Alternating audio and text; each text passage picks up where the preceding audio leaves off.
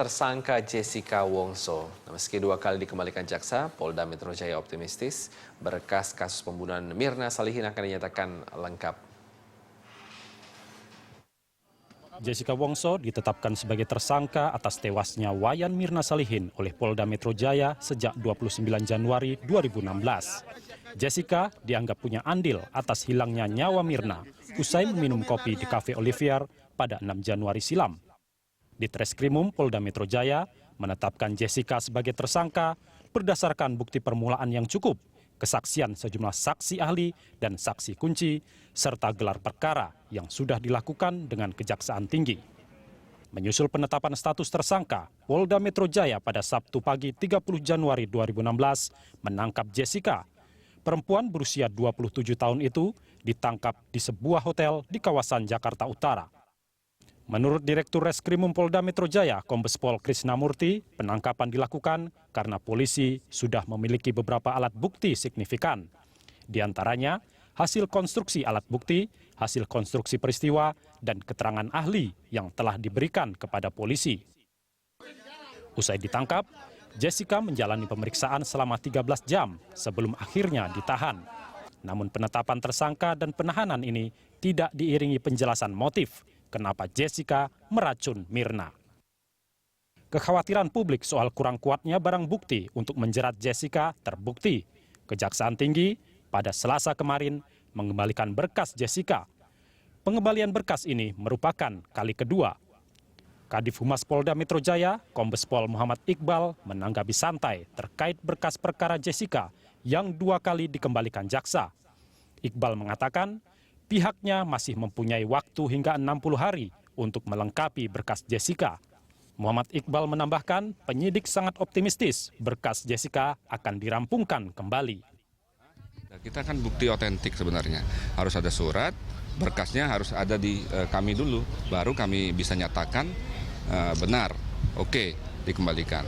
Nah, tanggapannya adalah kalau memang dikembalikan kami akan penuhi lagi petunjuk-petunjuk yang diberikan oleh teman-teman jaksa penuntut umum sampai lengkap dan akan kami kembalikan lagi. Toh kami masih ada waktu 2 bulan. Hari ini tanggal 29 ya, tanggal 29 sudah kami perpanjang, yaitu perpanjang pengadilan 30 hari ke depan. Nanti kalau tidak cukup juga 30 hari ke depan. Doakan saja ya, tidak akan lama lagi, insya Allah akan lengkap. Jessica diduga melanggar pasal 340 KUHP dengan ancaman hukuman 20 tahun penjara atau hukuman mati. Maka berdasarkan pasal 29 KUHP, apabila ancaman hukuman mati atau di atas 9 tahun, maka tersangka bisa diperpanjang masa penahanannya selama 60 hari. Tim Liputan, Berita 1. Dan pemirsa, untuk membahas hal ini, maka di studio Berita 1 TV kini telah hadir pakar hukum pidana Universitas Pelita Harapan, Dr. Agus Budianto. Selamat pagi, Pak Agus. Selamat datang di Berita 1 TV. Pak, berbicara mengenai sebagai pakar hukum pidana, bagaimana Anda melihat yang dialami oleh kepolisian ini?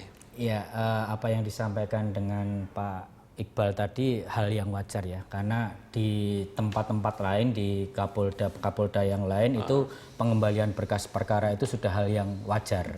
Karena seperti saya juga membimbing mahasiswa saya, ketika berkas masuk itu pasti akan banyak coretan. Apalagi ini berkaitan dengan nanti pembuktian di pengadilan. Karena pengembalian berkas berita acara perkara ini kan mempunyai 2 dimensi. Yang pertama itu adalah untuk kepentingan si tersangka sendiri, supaya si tersangka itu mempunyai dasar yang kuat. Pasal apa yang ia dakwakan kepada dia gitu. Yang kedua adalah dimensi untuk kepentingan penuntut. Penuntut loh ya, bukan penyidik ya. Ketika nanti di pengadilan kan atas nama penuntut mengajukan alat-alat bukti, mengajukan dakwaan untuk diperiksa di pengadilan. Supaya kepentingan penuntut dengan tersangka ini clear, aman satu sama lain, maka berkas acara pemeriksaan di penyidik inilah yang harus benar-benar komplit, komprehensif. Supaya tidak mengalami bolak-balik seperti itu ya. Apakah sebetulnya ada hubungan ini adanya anggapan bahwa beberapa pasal dalam KUHP sendiri sudah usang, Pak? Ya, karena KUHP kita sendiri kan tahun 1981 ya. 1981, berarti sampai dengan sekarang kurang lebih 25 tahun ya. ya memang banyak kelemahan-kelemahan. Salah satu contohnya saja ini waktu. Waktu. Kita tadi mengatakan bahwa penyidik mempunyai waktu perpanjang 2 bulan lagi, 30 hari itu berdasarkan pasal 29.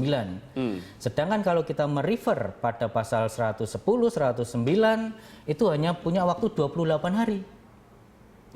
Karena kembalikan dalam waktu 14 hari harus disempurnakan dan dikembalikan lagi dalam waktu 14 hari lagi jaksa harus melengkapi, ya kan. Tapi di pasal 29 lagi mengatakan perpanjangan waktu 30 tambah 30. Jadi kalau menurut saya kasus Jessica ini clear lah, nggak ada masalah lah. Karena punya waktu 2 bulan untuk melengkapi alat bukti yang menurut Pak Iqbal tadi sedikit ya, karena otentik tadi ya. Kan kita mengenal 5 alat bukti. Sedangkan kasus Jessica ini sendiri saksi ahlinya saja sudah 6 kalau nggak salah. Itu sudah sangat lengkap menurut saya ya. Karena mungkin hanya bukti yang mendukung untuk kronologi kasusnya saja. Ya. Jadi itu bukan hal yang krusial untuk menjadikan Jessica nanti tidak lepas atau bebas dari tuntutan. Jadi tambahannya saja ya. Nah tadi Pak Agus di awal sempat bilang kalau ternyata kasus pengembalian berkas perkara ke penyidik ini bukan hanya terjadi di Jakarta saja, tapi di seluruh daerah di Indonesia banyak Pak ya. Frekuensinya apakah pengembalian ini lebih dari sekali? Kalau ini kan hitungannya sudah 2 kali ya. Apakah seperti itu juga di daerah-daerah lain? Permasalahan utama antara ini kan disebut dengan Integrated Criminal Justice System ya. Sistem peradilan pidana yang terpadu. Antara penyidik, penuntut maupun kehakiman itu mempunyai satu kesatuan yang terintegrasi.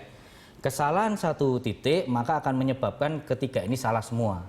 Nah, ketika BAP ini kurang atau dipaksakan alat buktinya, maka nanti jaksa dalam membuat dakwaan atau membuat tuntutan pun juga akan kabur. Pengadilan pun juga akan disalahkan ketika BAP alat buktinya kurang. Ya, jadi di sini disebutkan bahwa hubungan antara penyidik dengan penuntut itu kan diminta atau seyogyanya harmonis. Di KUHP juga mengatakan ketika berita acara pemeriksaan kurang, maka penuntut memberikan arahan kepada penyidik supaya kepentingan yang saya sampaikan tadi, kepentingan penuntut tadi terakomodasi oleh penyidik. Tapi permasalahannya, kita kan di kepolisian ini kan anggaran penegakan hukumnya kan sedikit. Hampir kalau nggak salah 20% dari total anggaran kepolisian untuk penegakan hukumnya. Terus SDM-nya sendiri, bahwa satu penyidik ini dia bisa antara 6 sampai 10 menangani satu kasus pidana. Ya. Jadi mungkin dia bisa fokus di satu titik, bisa tidak fokus di titik lain. Terus juga ditambahkan bahwa ketika dia mengajukan ke penuntut untuk menyerahkan BAP, ada perbaikan dari jaksa peneliti, itu yang datang bukan penyidik utama. Biasanya tapi penyidik pembantu. Kenapa? Karena penyidik utamanya konsentrasi pada kasus yang lain. Baik. Nah, disitulah terjadi mungkin komunikasi berantai ya, sehingga penuntut merasa bahwa kok yang harus datang seharusnya penyidik utama supaya kita bisa diskusi. Oke. Nah, yang terjadi di kasus Jessica ini kan sebetulnya polisi sudah melakukan hal yang benar dalam artian SPDP dulu, ya kan, baru setelah itu dimajukan. Nah, bagaimana pandangan Anda nanti akan kita lanjutkan di segmen berikutnya. Tetap bersama kami pemirsa, Dialog Channel Pagi akan segera kembali.